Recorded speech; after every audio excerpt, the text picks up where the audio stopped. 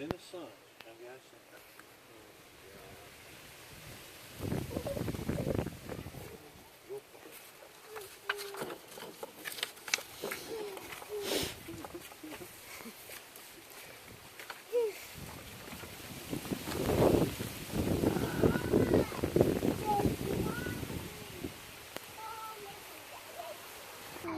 Hello, I'm Tiffany Haywood, and I'll be giving an informative speech on diabetes. To begin, diabetes is a serious illness that affects about 20 million people and can have life-threatening symptoms. It's a characterized metabolic disease that results from a defect in insulin secretion, insulin action, or both.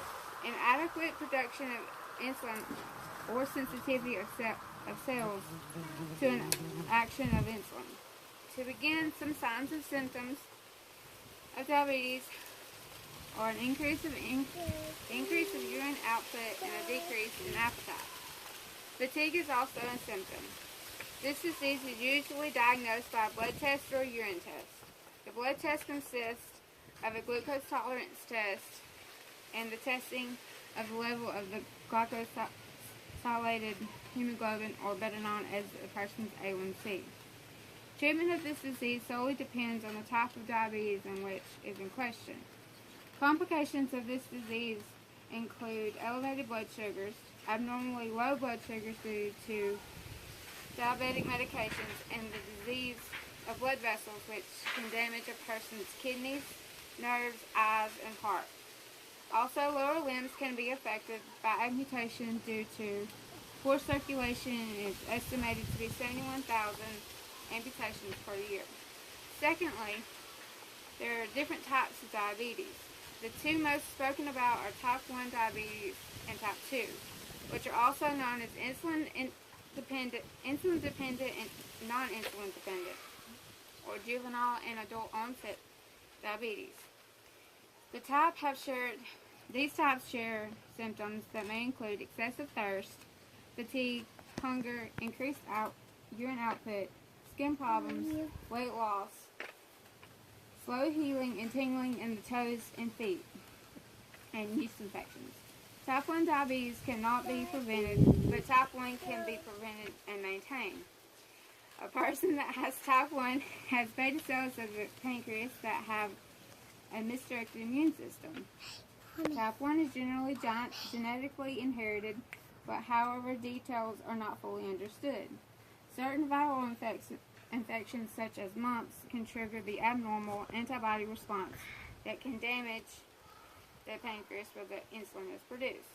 In addition, type 2 diabetes can be genetic, but does not mean if your mother or father has it that the person will develop it. It just means that the person will have a greater chance of obtaining the disease. On the other hand, a person's lifestyle choices may have a huge role in whether or not they will develop it. One that is overweight and inactive have greater chances of developing the disease if they have the genetic mutation, while a person that is active, a healthy lifestyle, and healthy diet may not. There is also gestational diabetes that occurs during a woman's pregnancy. Just like other types of diabetes, it affects how your cells get sugar. It causes high blood sugar that affects a woman's pregnancy and a baby's health. However, gestational diabetes blood sugars usually return to normal after one's birth. Doctors instruct women to monitor blood sugars and maintain a healthy diet because women with gestational have a higher risk of type 2.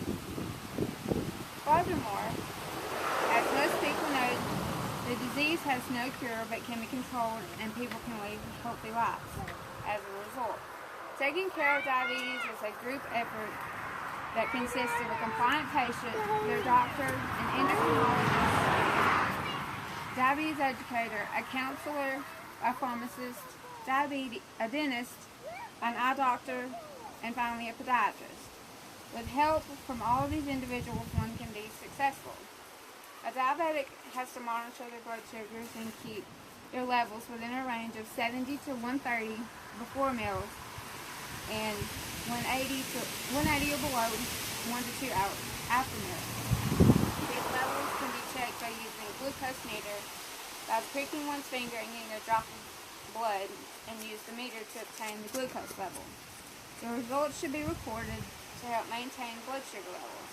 If one's glucose level is too high or too low, then the appropriate action will be taken to lower or raise glucose levels. To increase blood sugar levels, a person can ingest glucose tablets, use a serving of glucose gel, drink a half a cup of juice, eat several pieces of carcini or a tablespoon of honey. To decrease one's sugar level, they should consult with their doctor to come to a conclusion that would be a sufficient way to bring the levels down, whether that would be with an injection of insulin or do a physical activity accompanied with drinking water. Some oral medications to control diabetes include metformin, diabeta, amaryl, actose, and Januvia. Insulin medications include Lantus, Novolin, Levemir, Novolog, and Humalog. There's examples of the Lantus and the insulin and all that stuff. Along with these medications, diabetes is to be controlled with a daily exercise and healthy diet. The diet should contain a balance of fruits, vegetables, whole grains, animal byproducts, and refined carbohydrates. To conclude, you now know that this disease can be hereditary or lifestyle induced. It affects millions of people, can be controlled and maintained, and individuals can lead successful and healthy lives. The disease has different types that affect an active person one way and an inactive person another. It all depends on the type of person, depends on the type and the lifestyle of a person, which treatment of medications should be used, and if a balanced diet and exercise will control one's disease. Any questions? Can you show us what everything is?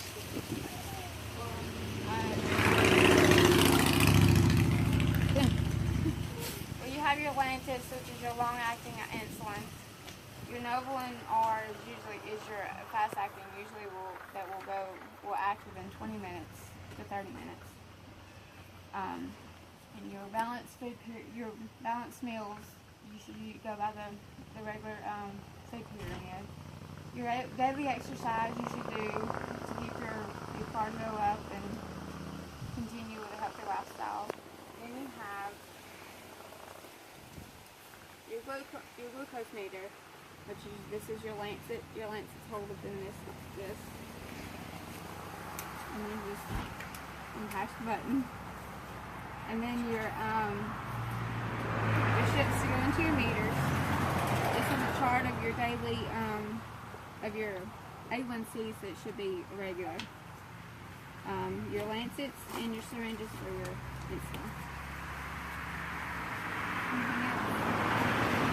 All right, sounds good.